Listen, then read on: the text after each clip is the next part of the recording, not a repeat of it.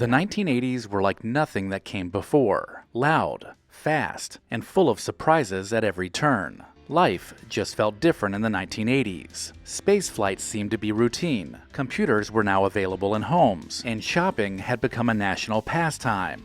And with all of these changes came some pretty mind-blowing developments that defined the decade. Thank you to the sponsor of this video, LEGACYBOX.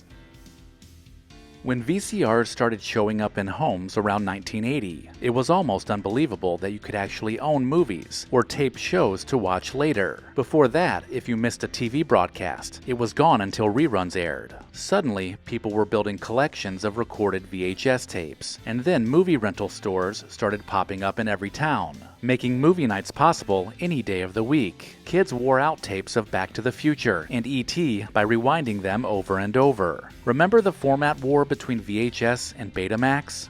VHS ended up coming out on top because the technology was licensed to other companies, leading to broader adoption and lower prices. The VHS revolution really peaked once Blockbuster Video came onto the scene, and getting your very own membership card was like granting you on-demand access to any movie.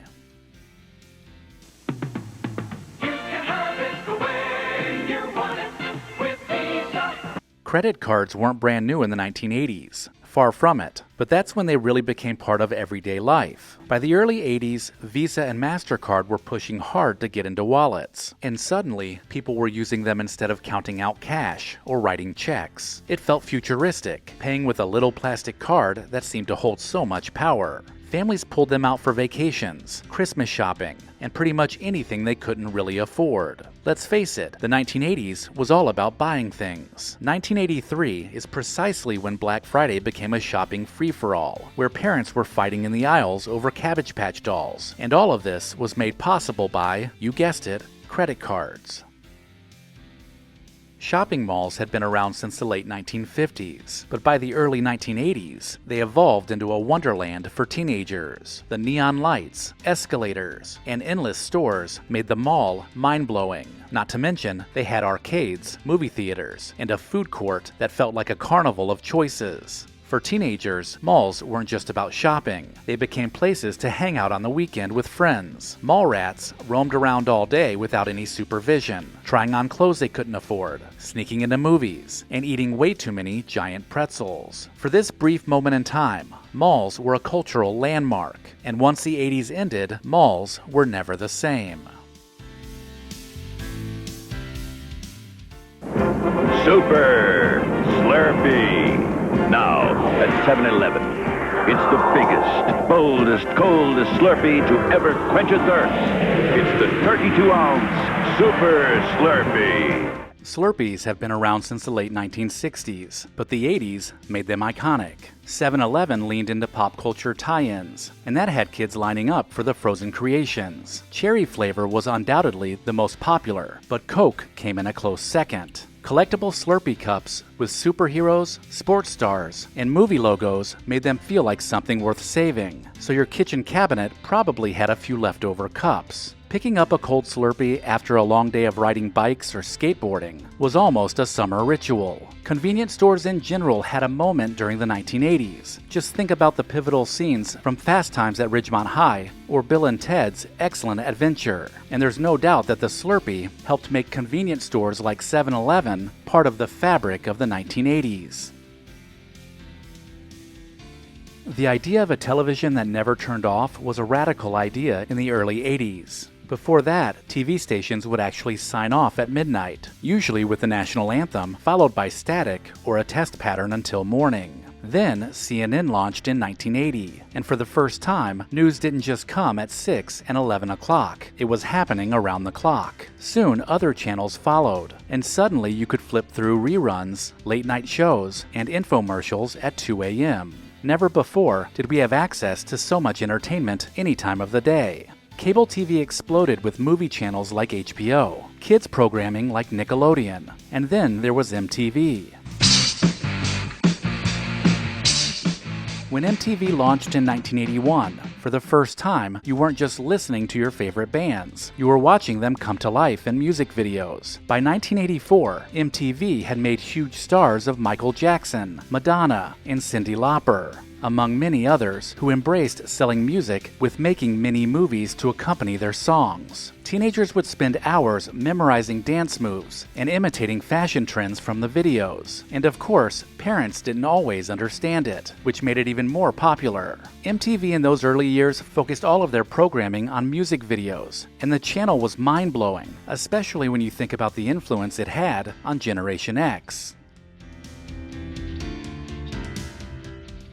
On November 20th, 1983, the TV movie The Day After aired on ABC, and it was like nothing we'd ever seen before. The film showed what might happen if nuclear war struck America, and it was terrifying. Families sat together in silence, kids watched from behind pillows, and when it ended, the room stayed quiet. The next day at school and work, it was all anyone could talk about. Teachers even used it to start serious conversations about what was happening in the world. Over 100 million people watched it in the United States, and ABC even decided not to air any commercials after the nuclear attack occurred on screen, preserving the drama of it. Following the broadcast, a live discussion show hosted by Ted Koppel aired. 1-800 hotlines were opened up to help people cope, and even President Ronald Reagan admitted that the film was very effective and it depressed him greatly.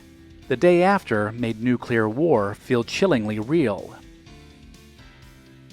On January 22, 1984, Apple aired a dystopian commercial during the Super Bowl that changed advertising forever. Directed by Ridley Scott, the ad showed a lone runner smashing a giant screen, promising that Apple's new Macintosh computer would break the mold of conformity. For viewers at the time, it didn't even feel like a commercial. It felt like a short film from the future. The reference to George Orwell's 1984 made the Mac cool and rebellious instead of just technical. The ad featured bold creativity that had never been seen before, and it would make Super Bowl commercials just as popular as the game itself. Because of Apple, many people today still just watch the Super Bowl for the commercials. Later that same year, in November, Ronald Reagan won re-election in an utter landslide, defeating Walter Mondale and carrying 49 states. He racked up 525 electoral votes, the most in U.S. history. For people living through it, it was jaw-dropping to see an election decided so decisively. Whether you agreed with his politics or not, the scale of the victory was unforgettable. It felt like the entire country had finally spoken with one voice, and the rest of the decade became about optimism, patriotism, and a confident future. By the mid-1980s, fast food was more than just cheap burgers and fries. It was about blockbuster movies, too. One of the first promotions was The Empire Strikes Back in 1980, when Burger King handed out collectible glasses featuring scenes from the popular space sequel. Suddenly, that had everyone clamoring. Kids begged parents to go back again and again, just to complete the set. Luckily, the 1980s was filled with plenty of epic movies that made perfect fast food companions. So not only were people lining up at the theater, they were now lining up at McDonald's for an E.T. Happy Meal, Pizza Hut for Back to the Future Solar Shades, and who could forget Taco Bell's Batman Collector Cups.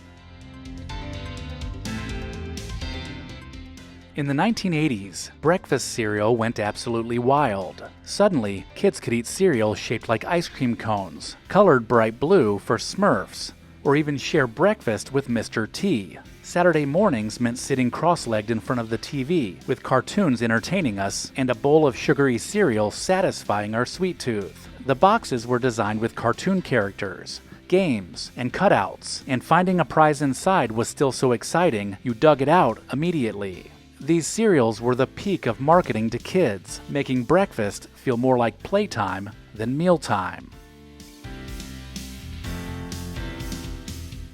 When Garbage Pail Kids hit stores in 1985, they were unlike anything anyone had seen before. Gross, shocking, but hilarious. That combination made plain baseball cards look boring. Kids would try and collect them all, trading them at school. That is until they were banned in some school districts. The most outrageous characters were always the most funny, making parents despise them too, but that only made them more appealing to kids. Garbage Pail Kids rebelled against the Cabbage Patch doll craze, while mixing the same humor that Wacky Packs provided kids in the 1970s. The vulgar collectible cards even inspired a big-budget movie in 1987, but Garbage Pail Kids, the movie, ended up being a flop. In 1985, Nike released the very first Air Jordans, and they instantly changed pop culture forever. Owning a pair of these high tops wasn't just about shoes, it was about status. Kids wore them proudly at school, showing them off like trophies. That is, of course, if they could convince their parents to splurge on the unheard price tag of $65. This made them the most expensive basketball shoe on the market. But let's face it, no other shoe on the planet made you feel like you could take flight like Michael Jordan himself. And that aura still holds true today, 40 years later, because Air Jordans remain the most collectible and highly sought-after shoe there is, making that $65 shoe in 1985 a complete steal. Swatch watches hit the US in 1983, but they exploded around Christmas 1985. These watches completely changed how people thought about timepieces. Watches went from being serious and practical to bright, bold, and fun. Suddenly every kid wanted one, and teenagers collected multiple colors to match different outfits. Some people even wore 2 or 3 at once, just like they did in the advertisements. Swatch perfectly captured the playful, trendy spirit of the decade, and everyone wanted in on the craze. When the Nintendo Entertainment System launched nationwide in 1986, it felt like a giant leap from the old Atari 2600s and even the aging arcade machines. Suddenly Mario, Zelda, and Duck Hunt brought entire worlds into your living room. Kids blew into the cartridges to make them work. They argued over who got the next turn, and discovering warp zones or hidden secrets made the game feel magical in a way that no other video game had ever done before. Opening up a Nintendo at Christmas time in the late 1980s may have been the greatest gift you ever received. In many cases, it became the centerpiece of childhood and a cultural phenomenon that defined an entire generation. Recollection Road loves to recommend LEGACYBOX because we both believe in preserving the past. If you have a cluttered closet with cherished home videos and photos that rarely see the light of day, then you need to visit LEGACYBOX.com/recollection. These irreplaceable heirlooms are rapidly fading away, and they deserve to be digitized and shared with family and friends. And right now, LEGACYBOX is offering you $9 tape transfers. The process is simple. Send in your LEGACYBOX filled with old VHS tapes, camcorder tapes, and pictures. Their team will professionally digitize everything by hand, right here in the USA. You'll get the originals returned to you, along with organized digital copies. I love LEGACYBOX because it makes all my favorite memories available anytime. I can post them on social media or pull up a slideshow on my TV, which keeps special family moments alive. Visit LEGACYBOX.com/recollection to shop their $9 tape sale. That's LEGACYBOX.com/recollection to unlock this incredible offer. Let me know in the comments if I missed anything, and make sure to check the description of this video for links to pick up a t-shirt and sign up for the newsletter. Also, don't forget to visit our friends at Horn & Hardart to save 10% on your next order. Visit hornandhardart.com/recollection. Thank you to our loyal Patreon supporters listed here. Visit patreon.com/recollectionroad to join the club.